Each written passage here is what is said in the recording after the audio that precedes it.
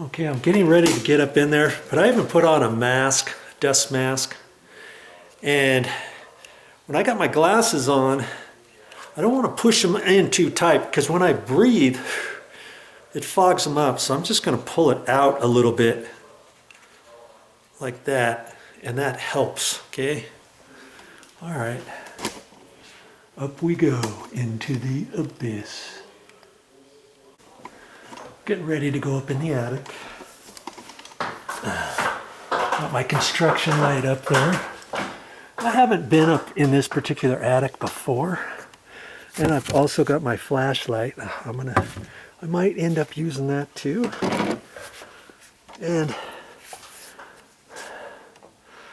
you see these coming down like this and coming straight up and going across. Those are trusses. Not all roofs are built this way. A lot of them are. And the other thing I can notice, see all this stuff here? This is blow-in insulation. I'm not sure why they did that in this particular area.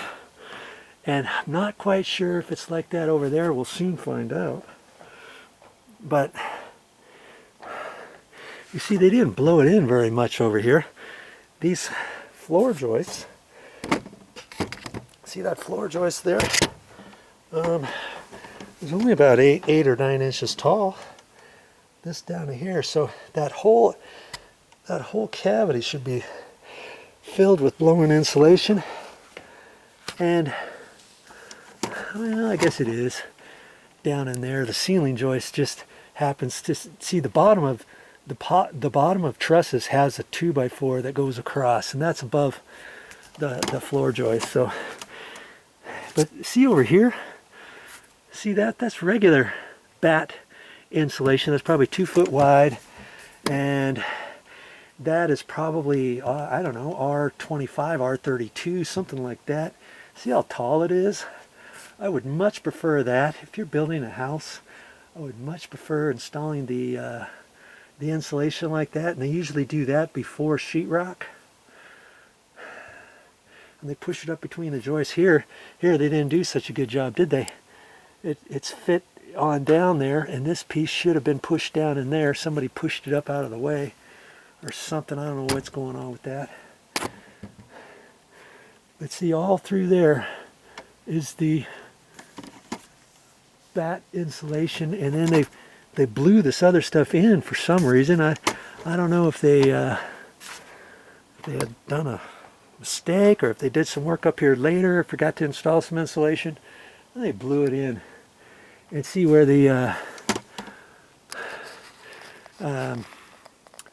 see that there? That's the fire blocks down at the floor, or the wall at the end of the wall. And see that cardboard they stapled up there? That was so the blow-in insulation didn't get in there and cover up the vent. There's a vent in that area. See, there's also a vent in that joist between those two roof rafters, and it goes on down. It keeps this blow-in insulation from hitting that. You've got a vent there that goes up through here, and that lets everything in here vent on outside. And they ended up doing that. That's a good thing, at least. You know what? I'm going to have to go down. Looks like my my little SIM card only has 3 minutes left to it. Okay, so I've got another SIM card, and I'll put it in, and I'll come back up here, and then we're gonna go on down across that area. And I like this attic because there's plenty of room. And see where these trusses are, you know, there's a 2x4 that goes all the way along the base. So when I walk, I got to make sure I put my foot, you know, wedge it in between there, and in between for the next one, and feel for my foot. I don't want to walk in between that, because right in here, that's just sheetrock for the ceiling, and you could cave that in, break it, fall through, and all that good stuff. So you got to be careful when you're walking around up in here. Now see this big huge air duct register, that was for, remember, right outside this there's that hallway, and that's the air return.